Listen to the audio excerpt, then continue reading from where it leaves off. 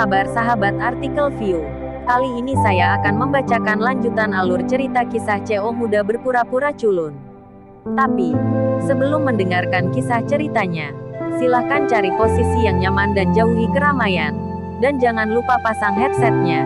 Dan inilah alur cerita kisah CO muda yang berpura-pura culun. Episode 371.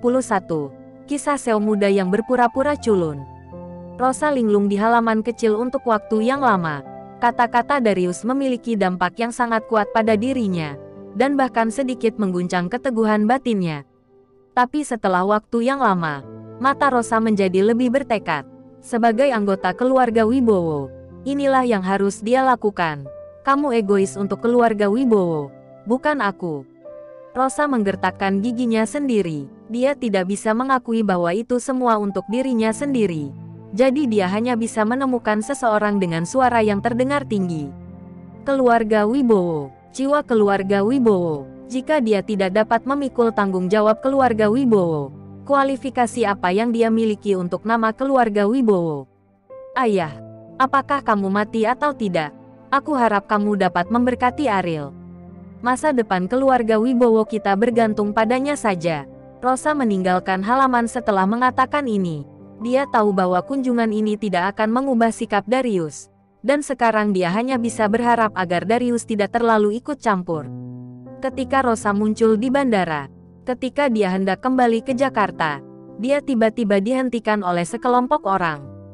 "Siapa kamu?" tanya Rosa. "Nona ingin bertemu denganmu. Ikut kami." "Nona," Rosa mengerutkan kening.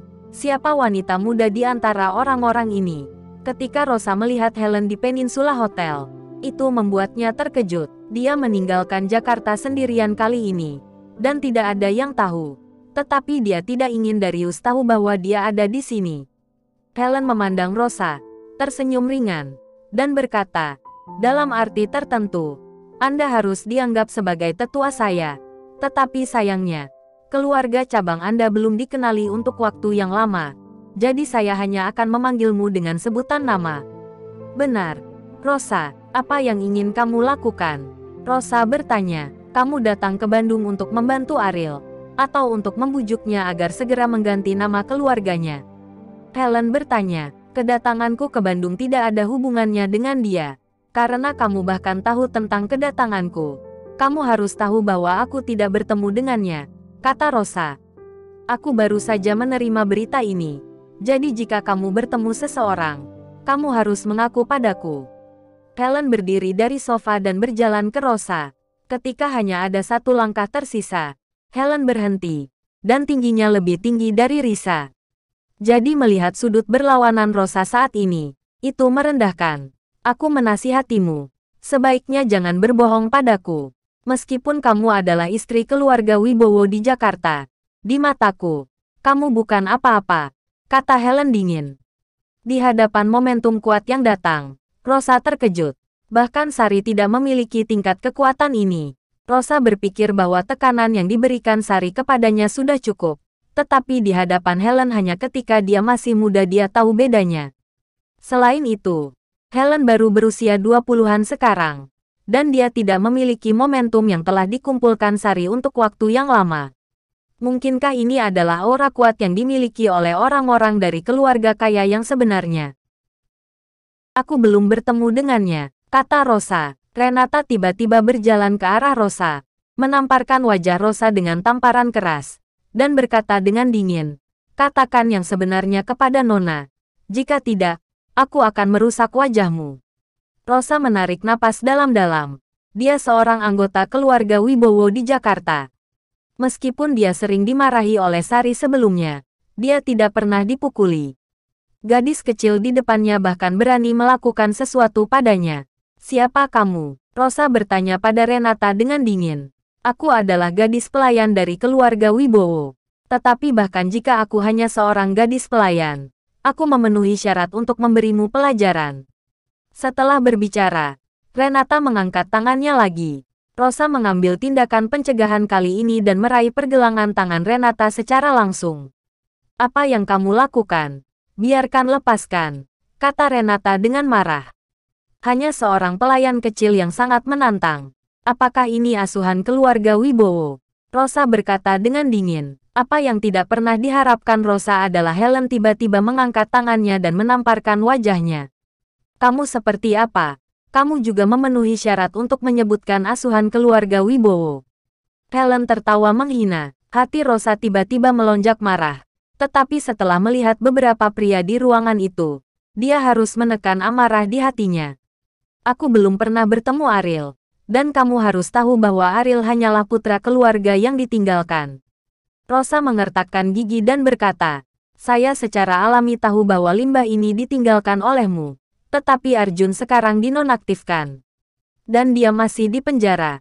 Hanya ada Ariel orang Wibowo yang tersisa di keluarga Wibowo yang dapat memimpin situasi keseluruhan. Bagaimana saya tahu bahwa kamu tidak akan menaruh harapan itu pada Ariel? Helen berkata dengan ringan. Bisnisnya, itu tidak ada hubungannya dengan keluarga Wibowo, kata Rosa. Senyum di wajah Helen menjadi lebih kuat. Dia tidak menyangka sampah ini begitu kejam ditinggalkan oleh keluarganya sendiri. Aku benar-benar tidak tahu mengapa ayahku harus berurusan dengan sampah semacam ini. Keluar dari sini, kata Helen dengan jijik.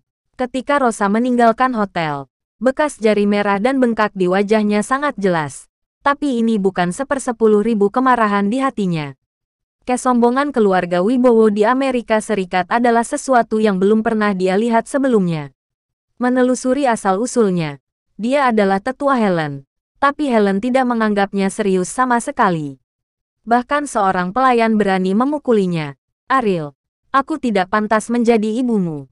Jika kamu tidak bisa membalaskan dendamku, bagaimana kamu bisa menjadi anakku? Di dalam kamar, Helen menjadi semakin bingung tentang pengaturan ayahnya kali ini. Bukankah lebih baik bagi sampah untuk membiarkannya mengurus dirinya sendiri? Mengapa dia harus datang ke Bandung untuk membuang waktu? Nona, pasti ada tujuan Tuan melakukan ini. Kamu tidak perlu terlalu khawatir, kata Renata kepada Helen. Helen menggelengkan kepalanya. Faktanya, masalah paling kritis dalam masalah ini adalah Anjas. Karena dia menghubungi ayah Helen dan menghasut ayahnya dari banyak kesalahan Ariel. Dan bahkan mengatakan bahwa Ariel akan berbicara tentang keluarga Wibowo di Amerika Serikat. Yang membuat ayah Helen berpikir bahwa Ariel telah ini mungkin mempermalukan keluarga Wibowo di Amerika Serikat. Jadi Helen diminta untuk menghentikan situasi ini. Wanita ini sekarang berharap putranya akan membalaskan dendamnya, kata Helen. Mendengar ini, Renata menunjukkan senyum menghina di wajahnya dan berkata, Nona, dia pasti akan berpikir begitu dalam hatinya. Tapi Ariel ditakdirkan untuk mengecewakannya. Helen menghela nafas. Ngomong-ngomong, apa yang terjadi dengan masalah yang aku minta mereka, apakah mereka selidiki?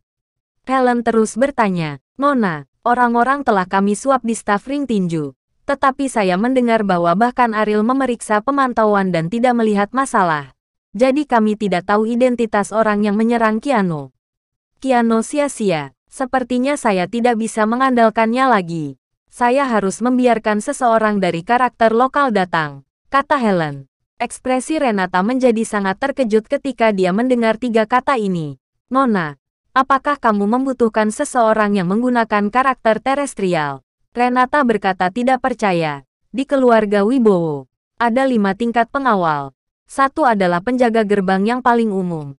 Yang lebih tinggi adalah untuk menangani beberapa hal yang tak terlihat. Dan kemudian maju. Ini adalah petarung yang sangat kuat. Dan Kiono, milik generasi karakter bela diri, adalah keberadaan terkuat kedua di antara 5 klasifikasi. Adapun generasi lain, ini adalah yang terkuat di antara pengawal keluarga Wibowo di Amerika Serikat. Bahkan Helen tidak tahu seberapa kuat orang-orang ini. Dan generasi lain hanya akan mematuhi perintah ayahnya. Ada berapa orang, dan hanya ayahnya yang tahu. Bersikaplah seperti anak manja dengan ayahku. Jika tidak, jika aku terluka, aku tidak akan merasa kasihan pada orang tuanya. Setelah berbicara, Helen pergi ke tempat tidur dengan senyum di wajahnya. Renata menelan ludahnya. Dia tidak bisa membayangkan betapa tragisnya kematian Ariel. Tetapi begitu orang-orang dari karakter terestrial tiba, dia khawatir itu akan menjadi azabnya. Jika dia mengubah nama keluarganya pada saat itu, Apakah dia masih memiliki sebuah pilihan? Kiano hanyalah sampah di depan orang-orang dari generasi karakter bumi. Ketika Helen sedang menelepon, Renata berinisiatif meninggalkan ruangan. Tidak lama kemudian, Kiano datang. Renata, di mana Nona? Kiano bertanya pada Renata. Nona sedang menelepon Tuan. Apakah kamu ada perlu dengan Nona? Saya dapat menyampaikannya nanti. Tanya Renata. Saya khawatir Nona akan dalam bahaya. Jadi saya ingin melindungi Nona. Kata Kiano. Kemunculan musuh yang kuat tadi malam membuat Kiano merasa ketakutan yang berkepanjangan. Jika sesuatu terjadi pada Helen, dia tidak punya pilihan, tapi hanya untuk mati. Bahkan jika dia tahu bahwa dia bukan lawan orang itu, Kiano harus mempertaruhkan nyawanya sendiri untuk melindungi Helen. Renata tersenyum dingin dan berkata, "Tidak perlu. Wanita itu akan membiarkan Tuan mengirim seseorang dari generasi yang sama untuk datang." Apa? Kiano berdiri di sana dengan linglung. Bersambung.